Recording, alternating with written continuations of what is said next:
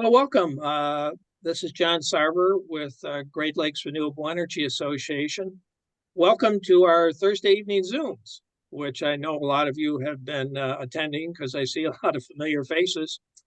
And as you know, I want to thank our sponsors, which include the State Department of Environment, Great Lakes and Energy, EGLE, Homeland Solar, McNaught and McKay, Iron Ridge Racking, Harvest Solar, and Tree Energy. We really appreciate their financial support, which makes these sorts of programs possible.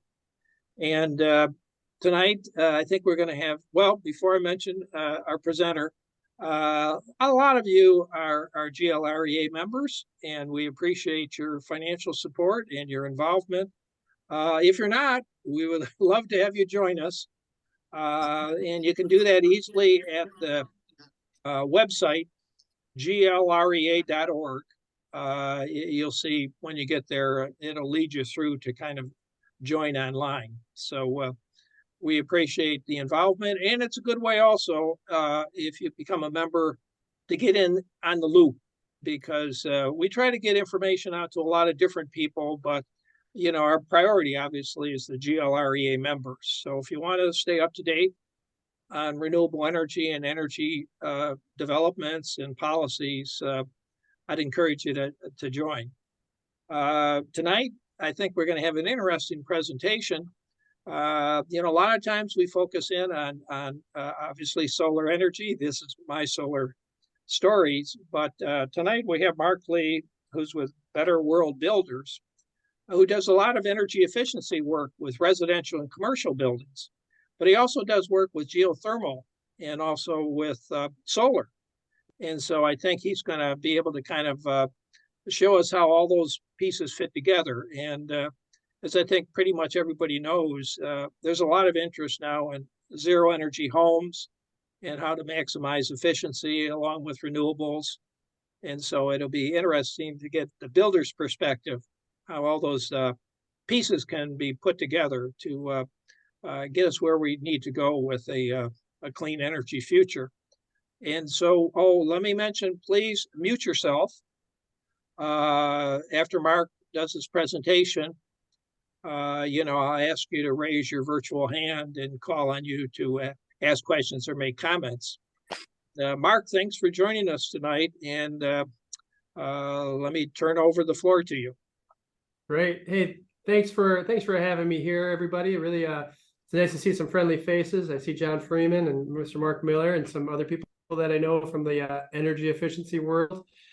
I'll give an introduction about myself. My name's Mark Lee. I'm the owner of Better World Builders. We've been around since about 2009, and we call ourselves a home performance company.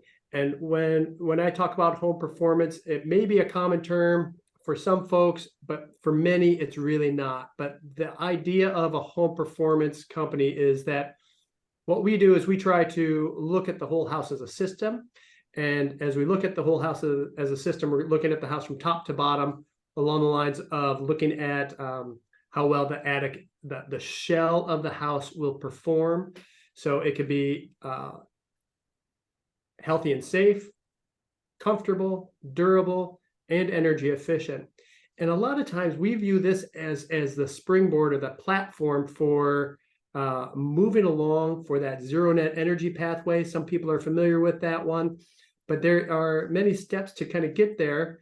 And I'm really impressed with the whole Inflation Reduction Act, because they took a longer term perspective on it. And what I'm going to talk about today is I'm going to talk about I'm going to focus on residential, and I'm going to focus on that part of smart ways to electrify your house. As if there is solar people out here, I'm sure many of you realize there's quite a few houses that want to have solar and are perfect candidates for it. And then there's probably a lot more who want solar but are not necessarily great candidates for it. Sometimes it's trees or roof or space to put those things on. So we take this idea of, we'd like to see build a better world by helping people take control of their energy use. And along that line, we take that attitude of how best do we get there? So today's presentation, it's going to be about I'm going to back up for 1 second. Think of solar, we know we're replacing that electrical load, and many of our houses in the state of Michigan, at least, are heated by gas, and all of the lights and the air conditioner and the refrigerator and the base load is done by electricity. So in many cases, it almost works like about a lot of our energy load is driven by how much comfort we want to have in our house, how much heat we use, or how much air conditioning we use. And the best part about solar is you that get audiobooks. I want to say we have an opportunity to begin to electrify houses. So today what I'm going to do is I'm going to step through a slide presentation that I have for you all, and I look forward to hearing your questions, and we'll go from there. So I'm going to give a question of John, do you mind telling me, can you see my screen properly right now where it says home performance and heat pump electrification?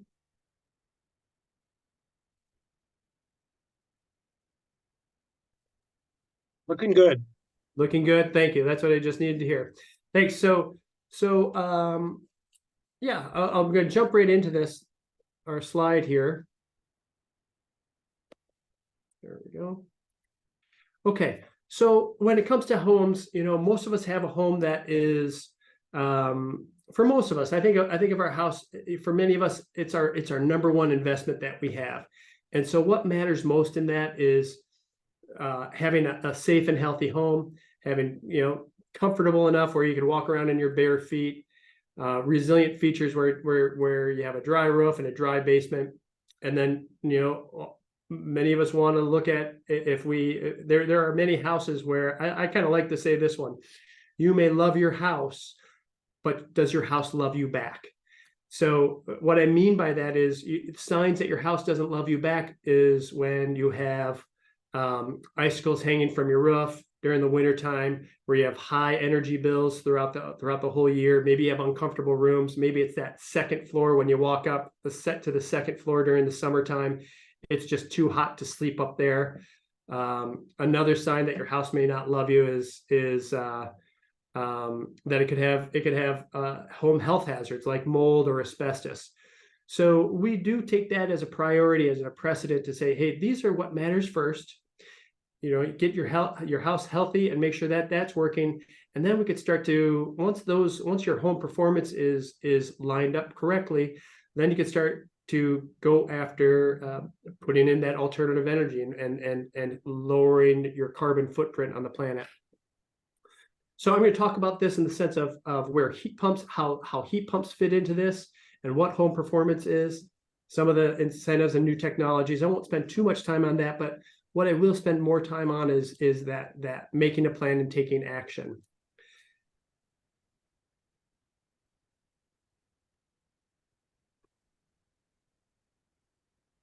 And okay, so there's major systems of a house, just kind of starting and doing a little round robin: roofing, interior, the heating, the electrical, the heat pumps, and the insulation. All of these are components of a house, and all of these have to deal with the performance of the house. If you have a roof leak, you're going to have a wet house, and you're not going to have a very comfortable place to live. And moisture when it's in a house can be our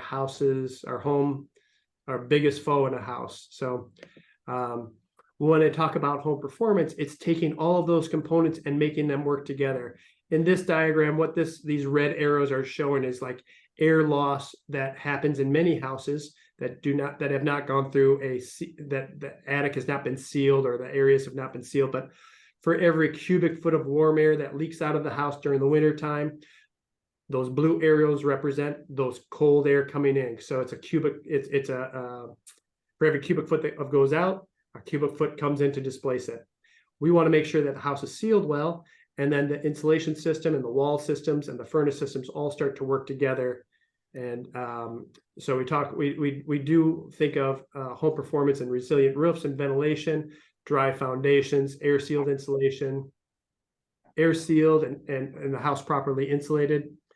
And sizing of HVAC systems properly sized based on how well it's insulated, or how much air it loses, and having even comfort in every room.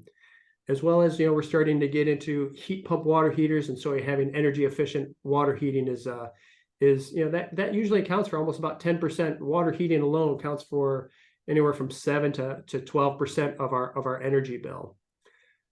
We like to take the aspect of a house performance, a home performance house is a house that's actually been verified and tested with a blower door and sometimes an infrared imaging camera. So I'm going to talk a lot about heat losses because we're in Michigan and winter's on its way. And I think it's a great part to say, well, this is where do we start? Where does heat losses go? A lot of it's going to go up through our attic. You see that 40%. And for every, mentioning that heat loss that goes up and out, there is, when that happens, we lose about 36% of our losses come in right around the foundation of the house. So these are, if you're going to spend money to make your house more comfortable and efficient, these are the first 2 spots to go. You can kind of see the remaining, 24% or so is attributed to window losses and wall losses. And it's really surprising because, a lot of people think, oh, I'm going to replace my windows and it's going to save me a whole bunch of money.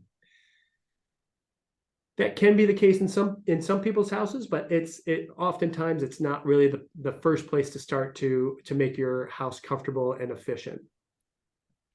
So I talk about home performance. We do have 4 pillars. This idea of a healthy home is healthy home will make healthy people, and healthy people will be a healthy community. So I think of healthy homes as a key part of what we want for our families and what we want for ourselves, as well as that comfort, that indoor air quality and comfort. Next is durability, and then starting to get into that energy efficiency and beneficial electrification. First, starting off on health issues, many houses, especially older houses, but even some new houses, will have home health issues. Some newer houses, what I have found is they've been built tight, but sometimes they will, even during the building process, they may have used a lot of may have been built tight, but they may not have ventilated it properly during that building process, and some of that moisture got trapped in that house, and that can create mold. Some other things, many houses have, not many, probably about 1 in 20 that I've been in has asbestos issues. So if you look over here, this little shiny silvery stuff is called vermiculite insulation. Like I said, about 1 in 20 houses have it.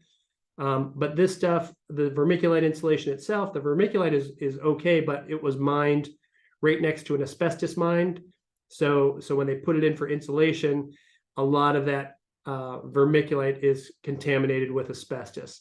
And that asbestos can very easily leak down into your house, right above your bedroom. If you have a ceiling fan, some of that stuff can start to leak down right into your air areas, your breathing areas. We go into a whole bunch of attics. It's part of what we do as Better World Builders. And a lot of times we find animal excrement. We find that mice or rodents or red squirrels or brown squirrels. They've gotten into that attic and they have found a new home, and they don't treat your home the way you would treat your home, because they just will pee and poop everywhere. And this can also, if it's over your head in your attic, it will have a way of migrating down to your living space if your attic floor is not sealed well. So I talk about this, and we go into so many houses. We run into people who have asthma issues or allergy issues, and they say, it just gets, in the summertime, my allergies and my asthma just is so much worse. And what I have found is that it gets worse for many people because there is so much debris left up in that old attic insulation, and it just starts to migrate into the house, and it affects that indoor air quality. Other health issues that we find in houses, in many houses, we have a lot of dirt crawl spaces. And so we find that dirt crawl spaces will allow more moisture to rise up and dry up into the house. After every time it rains, that moisture ends up seeping into the foundation and then just dries right up into the house. and then that can cause mold issues. Other more interesting things, and this whole idea of moving away potentially from natural gas is can be a real positive thing for many households, but there are risks with using natural gas appliances, especially if they're old, and if they have problems, they can have backdrafting that can create carbon monoxide into a house. Other things that can happen in a house, radon gas and dirt crawl spaces. So those are some other health issues that if you have these things going on in your house, good time to start looking at that as some of the first steps to your electrification or your journey to make your house more green and energy efficient. A few things that we talk about that we do look at for these gas furnaces. You can kind of see this is a health and safety issue. This is a cracked heat exchanger in an old furnace. So every time the air handling unit, the blower motor would go over these heat exchanger tubes, this can leak out, ooze out a little bit of carbon monoxide in the house, and then that can also have a negative impact on the house. These are a lot of things. There's the Inflation Reduction Act is now giving a tax credit for homeowners who have a comprehensive home energy audit done to their house. And those people who do a good job of doing a comprehensive home energy audit should be looking for all of these issues in a house, because they're all rather critical for making that house healthier, making that house perform better. Just once again, these are some of the things that we've run into. Mice in an attic, mold growing in an attic, damaged cellulose, damaged fiberglass, knob and tube wiring. And and a lot of times to make a house healthy, you actually have to start to remove the trash out. Here's one of our guys. Turn off the sound there, but this is one of our guys. He's actually using that green hose has an air supply, and the gray hose next to him is a vacuum hose. So what we're doing here is we're sucking out all this old insulation out of a house so we can properly retrofit it. It's really fascinating how often many houses we go into have just garbage insulation in them. And then if you call just a regular insulation contractor, many of them don't take out the old stuff. They just leave it and put new stuff on top of it. So in many respects, I find that that's not a smart way to spend your money, because you are actually putting good money on top of bad stuff. And so you're kind of throwing your money away. Taking out and removing out the old insulation is a real solid practice. When I think of wall insulation, these are some infrared imaging pictures of failed wall insulation. This was taken during the wintertime. So all these blue areas are areas where you could see the cold is just leaking out of the house. You don't see this necessarily with your naked eye, but you can, in some houses, you can actually see these ghosting or shadow marks on your ceiling or on your walls. And if you ever have this ghosting on your ceiling, that's a real sure sign that you have missing insulation, because the warm, moist air is drawn to those cold spots on the wall, and it ends up releasing some of the moisture, releasing some of the heat through that wall. And it'll leave a little very subtle but gray shadow on the wall. So if you see those with an infrared imaging camera, you could really start to zero in on it. But this is a real common thing that we see. Some of the retrofit practices that we do for that is, this is a great example of, you could actually see this was an injection foam. It's failed. It has started to split. And our process here, it was a little extreme, but we started yanking out all this stuff and vacuuming out all this other stuff. This is a product. I'm going to talk about this one, this light colored foam insulation. This is an injection foam insulation. Personally, I'm not a big fan of it. It's a water-based insulation, and they inject that foam right into the walls. And since it's water-based and you are injecting it into a wood-framed house, what happens to the water? Well, a lot of it ends up being absorbed into the studs itself, and it makes that insulation shrink. And then every year following that insulation just gets smaller and smaller. So just making a mention of it because I think it's if some people are kind of turned on by the videos that are out there on that stuff. We've actually taken up more of that insulation than that has just failed. All right. So this is another example of what we do when we insulate a house. We typically replace wall insulation with cellulose insulation. It's a proven method of good quality insulation. It's a 85% recycled content. But what we're doing here, this is an older house in Kalamazoo. We actually opened this wall up, and I'm pointing at the floor cavities. We're right in between the first and the second floor, and it's a balloon frame construction. And we sealed up the balloon frame construction before we insulated those walls. Makes a huge difference on the performance of a house. We can actually take a house that was built in the early 1900s, late 1800s, and we can retrofit it and make it perform almost as good as a brand new house and meet the code requirements of this century. So it's really fascinating, but takes some effort to do it, and the effort that the payback, you get energy savings, you get a healthier house, and primarily you get a lot more comfort in your house when things are done well and done right on the house. But I'm just pointing out some of the things of us sealing those things up, and then we put this whole house back together. Pretty interesting process. This was an 1898 house that we worked on here in Kalamazoo, and we reduced the air losses in this house by 65%. So great job by the crew and their diligence in making that happen. Another area of home performance issues is falls into where we have damp basements and damp crawl spaces. Some houses that don't have gutters, many houses that don't have gutters they took them off because they used to have icicles, and now some of that rainwater ends up at the drip edge of their house, and that water ends up seeping back into the house. That water will then dry into the house, and then that causes mold to grow. It causes that efflorescence on the cinder blocks, and those are also areas where these are negative things that can happen to a home.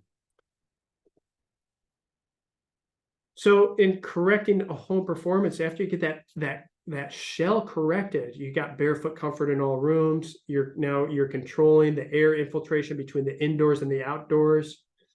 Once that happens and you're well insulated, your home will hold the heat better during the winter. It'll help keep the heat out during the summer. You minimize those icicles and ice dams. And when you're doing that, you're able to control the water and the moisture that can come into your house. The other piece of that is using blower doors to test how well the house is sealed. And then you could use the math to figure out, okay, if my house is really tight now, maybe I need some additional ventilation systems to make to ensure that I have good indoor air quality. The loose houses, they don't have very much control in indoor air quality because you got all this air moving between the attic and the walls, and it's moving through this old insulation, and usually that has a lot of garbage in it. So I talk about that as a really smart way to make sure you have good, healthy home, and that makes a home performance that set up. All of these things, once your shell is corrected, it's very, very surprising. Once your shell is corrected properly, then you could properly size your heating and cooling system. Properly sizing heating and cooling systems are becoming more important than ever, especially as we enter into the heat pump world. I'm going to talk about heat pumps because, and I'm going to stay just on this one for a second longer, but the difference between heat pumps and gas-fired or oil-based furnaces or propane furnaces. Propane furnaces, gas furnaces, they have a whole bunch of firepower.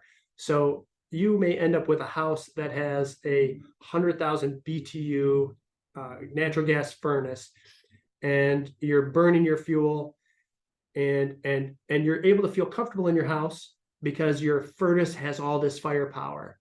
As we step into the heat pump world, and as we step into this world where we're going to use more electricity and less natural gas in the house, heat pumps operate on not so much firepower, but on moving heat from one place to another. So it's pulling outside heat, even if it's -5 degrees, there's still latent heat in the air because the friction from the molecules are happening. So a good heat pump can still operate and pull heat from outside and pump it into your house.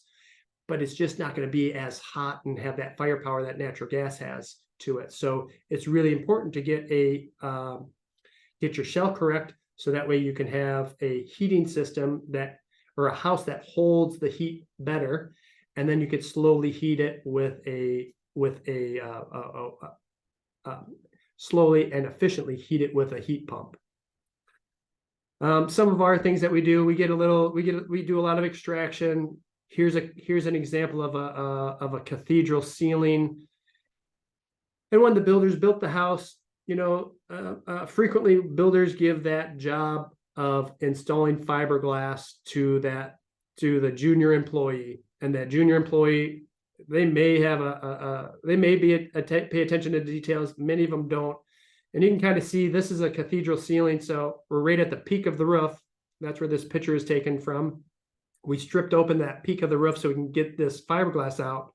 But before we got that fiberglass out, the reason why this insulation wasn't performing well was because it's crushed on one side, there's a gap on the other side, and this is right at the peak of the house. So where does heat go? It rises up, and the most heat pressure is going to be right at that peak of the house. And this house was losing a lot of heat throughout the winter, and this house ended up having a whole bunch of icicles before we did our work. What we did is we actually kind of a daunting process, but we hand extracted out. We pulled out that fiberglass insulation from the top. We dropped the soffit at the soffit edge. We yanked out the rest of it, and then we ended up dense packing it with cellulose. Worked great on this one. Other times, if we have an opportunity where the roof is being changed out, we could actually spray foam it and even get better insulation quality in there. Here's one of our guys. Just going to town. He's using our vacuum equipment and sucking out old insulation. This stuff had been damaged by rodents, and by having us getting that opportunity to clean that up, we ended up helping make this house healthier for the whole family there. Other things like what our process looks like once we get everything pulled out and sucked out, we could see all of the holes and little tiny cracks that allow the heat to escape up into the attic. So in this one, this is a top plate for a partition wall inside the house. We went around to both sides of that stud where the drywall meets it, and we're applying we're using single part foam, and we're just air sealing those areas where any electrical penetration is going through. We're sealing up those holes. Any little spot makes a big difference in sealing those up.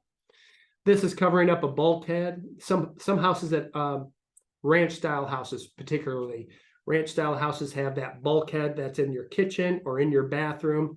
And these are really easy connections that leak a lot of heat and waste a lot of energy. It goes right up into your attic. So we seal those things off.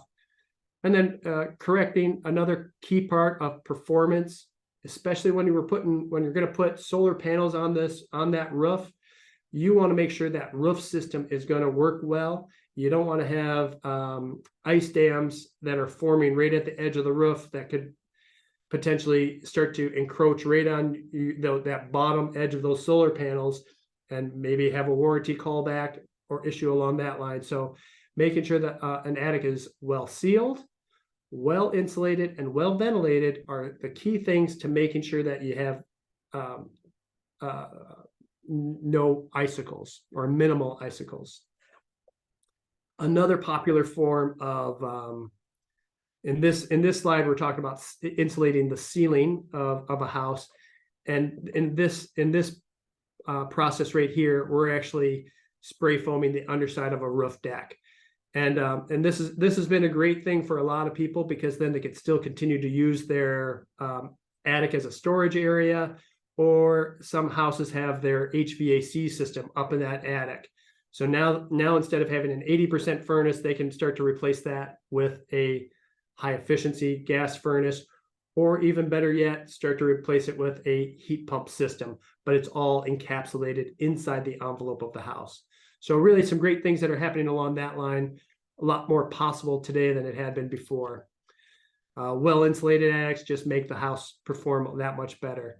Same with well-insulated and sealed and insulated walls. This is kind of like putting on a nice coat on during the winter. I like to think of houses like we think of our body. You know, if you're during the wintertime, if you put a nice hat on, nice wool hat on, that's your attic. If you put on nice good boots and good socks, that's your foundation, or that area. And then well sealed and well packed walls, it's like putting on a nice coat. Makes things work a lot better. Dry, sealed, and well insulated foundations are all key components to making a house work well. So just kind of coming back to this idea of these 4 pillars of a healthy home, is the home performance idea goes with getting a house healthy, making sure things are you're in control of what indoor air quality is doing for your house. And then durability is going to naturally happen because you won't have icicles coming out there, icicles coming off of your roof, or mold growing in your basement. And then now you're on that perfect setup for changing out equipment such as your furnace. So here's, what makes us comfortable in our house. It all kind of comes back to the heart of the house, which is our furnace system. Most of our houses, our heating and cooling, our HVAC system, excuse me. Most of our houses today have a forced air system. Some have radiant hydronic heating systems from a boiler. And then a lot of people are starting to move along this line. So moving into ductless mini splits or heat pumps. Heat pumps versus fuel furnaces. They do operate this whole idea of BTUs and that firepower of gas furnaces versus that slower process of using a refrigeration cycle to capture heat and pump it into your house. These things are just, it all happens with this, with the way of using the expansion valve and the switching valve to make a heat pump either be an air conditioner or be a heat pump for your home. I talk about high efficiency gas systems, but as we're starting to get into this, now more people are looking at heat pump systems. And like I said, there are systems that can still heat a house even when it's -5 degrees out there. They will use more electricity. So if you're paying for electricity from Consumers Energy or DTE or whomever, heat pumps can be they can actually make your energy bill higher. I'm going to touch on that in a few minutes, but it's a real thing, and I think it's something that's not being talked about a lot. People think, oh, I'm going to put a heat pump system in, I'm going to get my $2,000 tax credit, and I'm going to be doing the right thing for the environment. The reality is, you could be doing that if you have solar panels to help with your with creating electricity on site. But if you are actually using a heat pump during the winter to heat your house, and you haven't gone through the process of making your house perform well, correcting the insulation and the air sealing, your energy bill will go up, and your carbon footprint will actually go up, because the electricity that you're buying from Consumers Energy or DTE, some of it's still dirty, some of it's still fossil fuel based. Not a lot of them have converted over to, it's about well, I forgot the facts now on that one, but a good amount has turned over to natural gas generators that are then, but ultimately what happens from where electricity is generated at either a nuclear facility or a coal-fired plant or a natural gas-fired plant, it loses about 70% of its electricity just trying to get it to your home. So this is where heat pumps have this conception, this viewpoint. People are thinking, oh, it's a great thing for the environment. It is if you're creating your own electricity at home, and it is if you have a well-sealed and well-insulated house. But in general, heat pumps are not the first answer to go to for many households. I just talked about 2 different types of systems. There's ductless mini splits, and there's more traditional heat pump systems that that retrofit right into your ductwork system. Other components, and this is a key part as you make your house tighter and more energy efficient. That's great, but then you also may need to have other pieces of equipment that help ensure you have good indoor air quality. These are going to be these energy recovery ventilators, proper bath fans, exhaust fans. We typically install a bath fan. Panasonic has some great lines. Broan has some better lines as well, but we usually install the WhisperSense line of fans because it has a humidity sensor in it. And in a tight house, you want to make sure you're able to control humidity so you can have a better, healthy environment. Another couple things that have become popular over the past few years is UV lights in furnaces. These kind of are specialty items as well as good air filtration systems. Another, a great first step along the line of making the electrification of houses, and we usually put in a lot of these. We put in a lot of heat pump water heaters. I'm a big fan of them. I have one in my own house, but I love them because they take that heat from your basement. That's usually where our water heaters are. That they take some of that warm, semi-warm air that's in the basement, and they run that air across the coils, and they pump that heat that they could extract out from your basement air, and then they pump it down into that water tank. And then from there, now you have a battery of hot water stored up.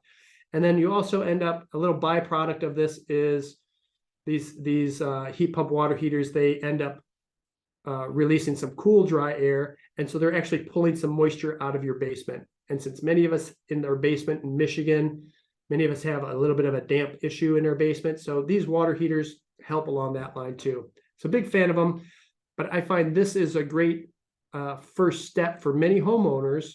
Instead of going all the way to say, hey, I'm going to replace my furnace with a heat pump, we usually say, hey, a good first step is actually to replace your water heater first. And then now you're using more electricity. So you can actually do that a lot better. An interesting fact I had heard once was a comparison for since this is a solar group.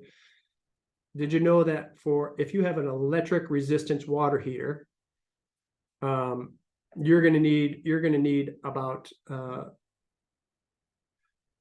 that's going to be burning around 5,000 watts, so you may end up having a need for about 7 solar panels to create enough electricity, 5 to 7 solar panels to create enough electricity to heat your water, heat that standard resistance electric water heater. These heat pump water heaters use 1/5 of that.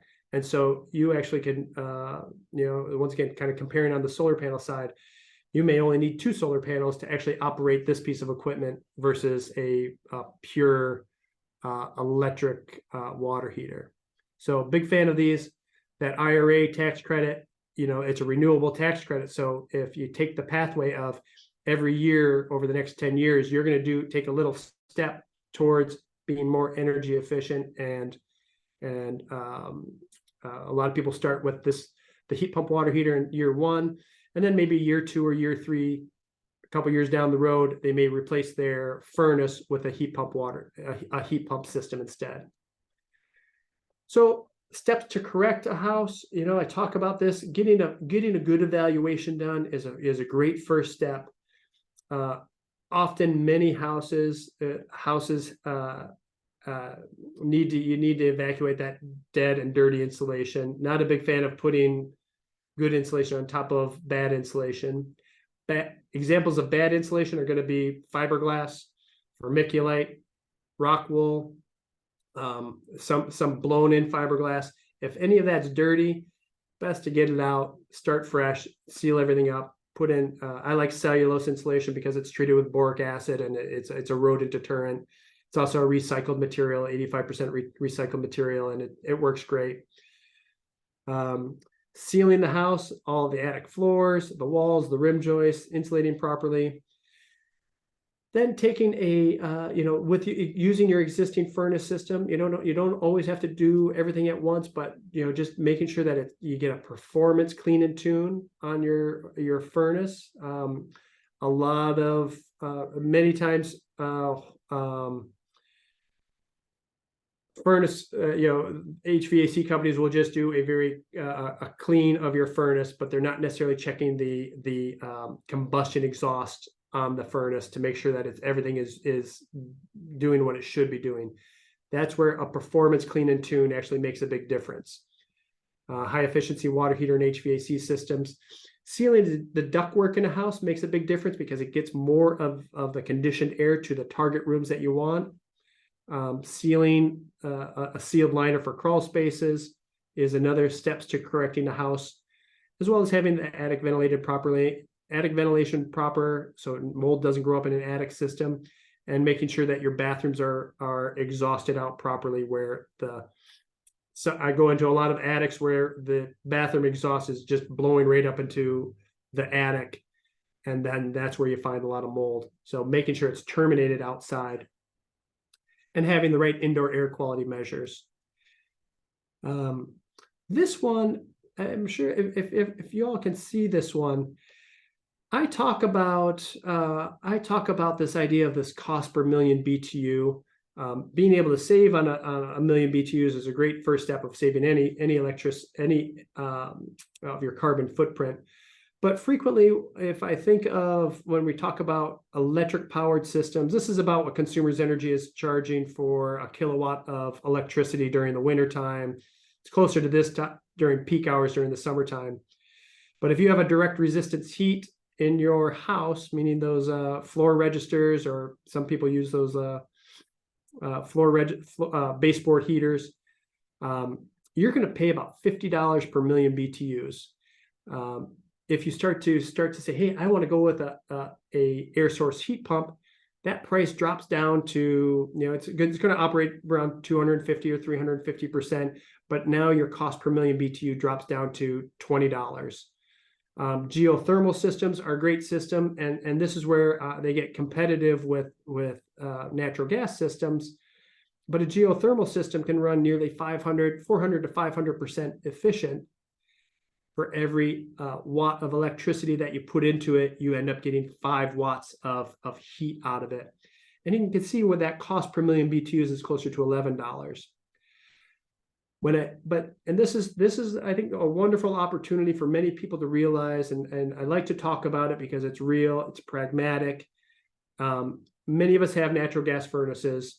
Even our old natural gas furnace that's running at 75% efficient, it's going to cost close to $16 for that same million BTUs of heat. So I make this mention because many people are saying, hey, I want to convert to a heat pump. Well, if you may end up with a higher electricity bill by just converting that over. Even if you go with a 95% efficient furnace, you're going to pay about $13.40 for a million BTUs. So these are real numbers that should be part of this decision-making process on when is the right time to convert over to heat pump systems, because there could be a financial penalty if you do it. And if you don't correct the shell of your house first, you could actually really increase your energy bills by, in the magnitude of 20 to 30 to 40%. Propane, for folks who live out in the country and who are on propane systems, heat pumps still start to make economic sense because you can kind of compare, like, hey, I'm going to pay $31 for per million BTUs if I'm buying propane, but an air source heat pump is going to cost $20. So in that case, yeah, it starts to make sense. But a lot of us are on natural gas, and I think natural gas is a great transition fuel. And I'd love to see us think of it in terms of, hey, if I want to step into the future, but I need to watch my pocketbook while I'm doing it, maybe I buy this next natural gas furnace and then I spend the money to correct my house. Once I get my house corrected, then I can go back to then I can start to look at heat pumps as a heating system for my house. This is just a flat panel system. A lot of houses don't quite frankly, they don't have the roof space to put them as many panels as they want to actually offset their load completely. So this is another reason why using taking this approach of correct issues in your house first is a great first step. Of course, there's still that part on the tax incentives that are available along that line. That is kind of in a nutshell. That's the presentation I have for you. There's some happy people, some happy Better World Builder people just saying, "Hey, we did a great job on this house." One group is sucking out insulation, and the other guy is pumping more insulation in there, and everyone's kind of happy-go-lucky there. So that's what I have for you. I hope this has been helpful, and I'd love to hear what you think of what we've been talking about. Hey, thank you, Mark. Why don't you stop the screen sharing and, why don't, if you have a question, why don't you use your reactions button down there and raise your hand? That makes things a little easier because okay, Mark, go ahead. You have the first question. Hi, Mark. So Mark Lee did a radon remediation system in my house, and it's ticking along very nicely. I'm discussing with at least one of my climate activist colleagues about putting in geothermal. And she tells me that she has information that she's waiting until 2025 at least, because California will be setting a new standard for the actual refrigerant, the working fluid of the heat pump system, so that some of the current working fluids, if they were to escape, are extremely potent greenhouse gases. So therefore, the idea is that once California adopts a standard for more greenhouse friendly, I guess you put it that way, working fluid, then the rest of the country will probably adopt that standard. And that's what she's looking at. I wonder if you have any information about that. Well, so the information I have, so I don't have as much information about that new standard that California is going after. I will say, I heard you mention geothermal system versus like an air source heat pump. So these are two different systems.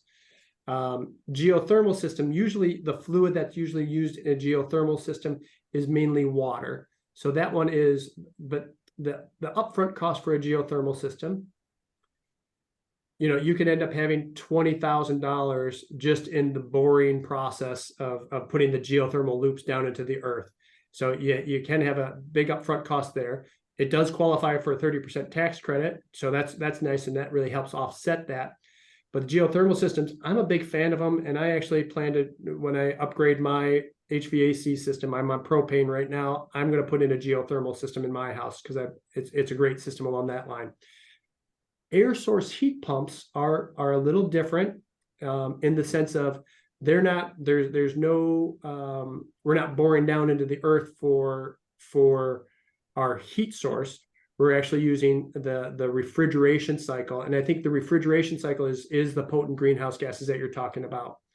So we've migrated away from R12 and R22, the ozone depleting refrigerants. That happened during the Montreal Protocol. That part's pretty much done. And now we're on to these other refrigerants, R410A, I don't know all of them, but there's several of them. And those refrigerants are, if they do escape, they are a potent greenhouse gas. However, it's a smaller kind of footprint, and as long as you can kind of take care of your system and not let it leak out the refrigerant, then you're going to be a little bit better off along that line. I'm not sure if am I answering your comment on that one? Well, I'm trying to get to the original source of the information that she was giving to me. So maybe I need to do some work on that. By the way, I have had quoted $30,000 for the for installing a geothermal system Right. for us. And my ultimate goal is to get off natural gas. So that means induction range, heat pump, water heater, plus the geothermal system. Yeah, I think it's a beautiful pathway to go. Yeah, and geothermal system. So I'm talking about that 20,000 just to bore holes into the earth, and then Right. then the system itself can run about another anywhere from $15,000 to $20,000 on top of that. So yeah, you bet on that one. I also like to kind of just consider that if you could, if the smart investment first, and I know you've done this on your house, is to go through that process to tighten up and drop the energy load that you really need on your house, because the bigger tonnage, everything in the HVAC world, the bigger tonnage for an air conditioning unit or the bigger tonnage for a heat pump system, air source heat pump system, it's going to be a higher cost. And so if you can lower the load, you can put in a smaller system, and then it's going to be cheaper during the long run on that side. Yeah, thanks. Need to talk to you a little bit more. I'll try. Always enjoy it. Yeah, go ahead, Dave. Dave Strunsky. Yeah, a couple questions. First, do you do home energy audits? We do. We're based in the Kalamazoo area, and we kind of travel around about an hour around Kalamazoo. So we get the southern end of Grand Rapids. But yeah, Do you do Ypsilanti? we do. We don't do Ypsilanti, but there's a really good organization, and their name's Eco Intelligent Homes or Ecotelligent Yeah. Homes. Okay, that's one I've been recommending. Okay. Okay. Yeah. Amanda Godward, she does a great job. She's she's a fantastic colleague, but she has a great team, and they take their. I hope that more people will take interest in becoming energy auditors. We're recruiting for that, looking for people who are curious about how to make houses healthier and more energy efficient. So I hope that more people will take interest in that. And there's some fly-by-night ones that I'm not, I won't mention names on that one, but sometimes if they're there to sell you equipment, such as like a furnace or something, and they promise you an energy audit, they may not necessarily be looking at the whole performance shell of your house. Right. So, we're And kind then- of, but yeah, And go then ahead. the next is a comment. I just installed a heat pump hot water heater. Oh, The great. one you had in the picture there. It was a little trickier to plumb, but I'm pretty happy with it. Great, glad to hear that. And then my last question is, I'm going to be working on renovating a house in the UP. That's a manufactured home with 2x4 walls and T111 siding. yeah. So if I sent you like a wall profile, because I want to get like R30 in the wall. I Okay, basically want to wrap it with another house. that's right. Yeah. So I'm looking for some feedback on ventilation and smart ways to, increase the R value without rebuilding the house. Yeah, okay. A couple of things, Dave, on that one. You mentioned it's a manufactured home. Is it a It's a Waso house. It's 2 halves that were bolted together on site on a foundation. okay, great. Is it a full basement foundation, or is it Yeah. like a full space foundation? Full basement foundation. Okay, great. Yeah, so some of the key things that we've experienced on those houses where it's 2 halves pulled together, there is a center rib up in the attic, and where the house came together, making sure that center rib is sealed up really well makes a big difference up in the attic system. On the wall system, you're going to be, if you're trying to get to, if it's a 4-inch wall cavity and you got T111 on the outside, you would likely be tearing off that siding, or you could leave that siding on there, and then take out the fiberglass insulation, dense pack it with cellulose, but then you're going to be putting on an exterior continuous wall insulation, whether it be, and some of the products out there, extruded polystyrene works well. Rock wool also has a nice wall system that can be applied. So I was thinking of actually framing another 2x4 wall on the outside. and then fill those cavities with rock wool, and then maybe one more layer of rock wool Yeah. board. That's a good idea. One other product that we played around with a little bit is called T-studs. I'm not sure if anyone's heard about T-studs Oh, before. yeah. Yeah, so in what you're talking about, instead of nailing on a 2x4, this T-stud here is it's a pretty interesting product. But what the neat part about it is that it eliminates that thermal bridging. Right. So when you're using wood has an R value of about R1 per inch. So it still acts as it acts as a good conductor of energy out.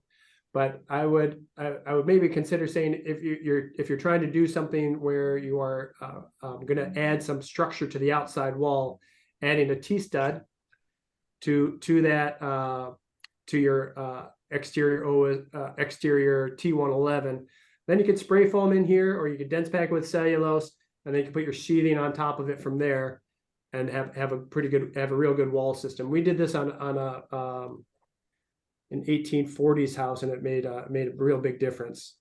So You wrap the outside with another wall. we wrap the outside with another wall, just like this. Yeah, that's pretty funny. System there. So yeah, that's we don't do that very often. It's a tall order. Yeah. And what do you usually use for siding? What's the best? Like a hardy board? I'm less concerned about the siding once the substrate, everything below the substrate, between the substrate and your interior wall. I'm more concerned about that system right there. I have used hardy boards. Hardy boards, if they get water behind them and it freezes, they actually fail. So you got to be watch out on sometimes on those hardy boards. I have witnessed that. What about foundations? Do you do double foundations with insulation in between? How do you get a good R value in a foundation? Well, if in the retrofit world side, what we're typically doing is from the inside of the foundation, we are using spray foam, closed cell spray foam from the rim joist right on down to the floor. If there's a concern with having termites, if you're in a termite territory, sometimes we'll leave a 1 or 2 inch strip where you can actually see if termites are actually in your wall area. Another product that we've used as a retrofit for foundation walls is a product called InsoFast panels. I like InsoFast panels a lot because they don't contain any organic material. So it has an R10 R value to it, and it has plastic ribs every 16 inches, and those plastic ribs act as a stud, so you could still drill into it and hang drywall or hang paneling on that. So InsoFast panels have been and it's relatively do-it-yourself. INSOFAST? Yep, INSOFAST. Yeah, I'm looking around my office. I'm sure I have one. And that goes on the inside or the outside? It can go on either spot.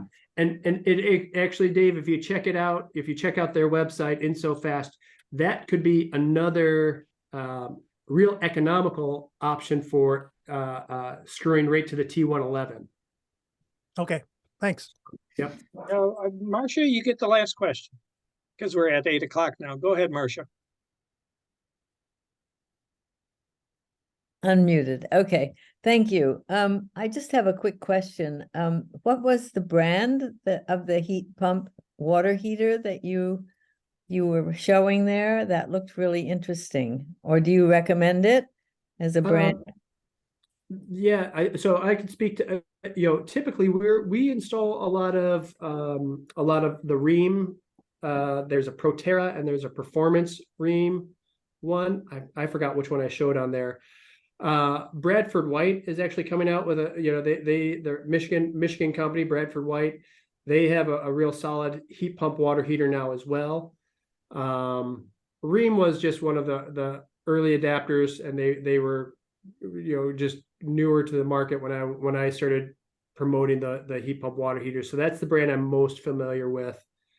Okay, And Hey, Mark, you know, that related, was very interesting. Thank you. oh, you related, bet. related to the heat pump water heaters, do you recommend people get the most efficient unit they can? Or is that overkill because of increases in cost? Is there kind of a sweet spot? Yeah. So the great question on that one, because there are the price range is quite a bit. And that is so there's 40 gallons, 50 gallons, 65 gallon, 85 gallon ones, and the price goes up significantly on each one.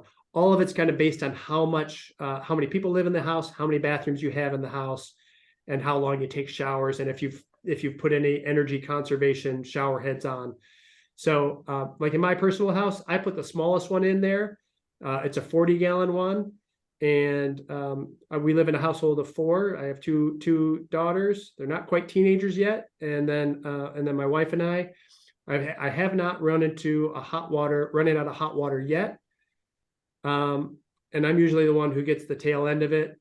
But if you have any question about that, I would, some people, everyone uses hot water differently, because another customer of mine, she's like, I only have 1 bathroom, but I love filling up the bathtub completely. And right now when I fill it up, I get about 3/4 full, and then I run out of hot water. So like in her case, it was a very easy thing to say, well, instead of going with a 40 or 50 gallon, we're going to put you into a 65 gallon.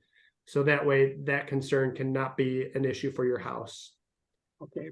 Well, we're past 8 o'clock. So, Mark, this has been really very informative and interesting. And you've covered a lot of material that we don't necessarily cover during these Thursday evening Zooms. So we really appreciate you coming and kind of talking to us about how all these pieces kind of fit together with home performance. Thanks a lot. My pleasure. My pleasure. I think someone asked for my contact information. I saw it pop up on the screen. I apologize. I didn't put that in the slide. But I'll tell you what, our website, it's called thebetterworldbuilders.com. We actually just redid our website, so please check it out, thebetterworldbuilders.com. We're based in Kalamazoo. It's 269-383-7862. And then my email address is mlee, as in Mark Lee, mlee@bwbgreen.com. So once again, I'll say it again. It's mlee@bwbgreen.com. Yep. Sorry I didn't put it out there on this side, but love to have people check out our website. We tried to make our website, when we rebuilt it, we tried to make it a source of information more so than a source of trying to sell something. But we tried to take the whole concepts of what we talk about in home performance. We believe in that idea of healthy homes and making a house work well. So many houses actually don't work as well as they could. It's kind of like having driving a vehicle that has a 6-cylinder engine in it, and it's only using 4 of those cylinders. A lot of houses have just that. It's not, you could squeeze a lot out of your house if you just make it perform well. Super. Yeah. Hey, thanks to everybody for attending. And next week, Thursday, we're going to be participating in the ASUS National Solar Home Tour. And so we're going to have 4 solar stories, different types of applications of solar systems, church, commercial, a couple residential. So, come back next Thursday and join us again. And again, thanks everybody for attending. And thanks again, Mark. Take care. Hey, my pleasure. Thanks everyone for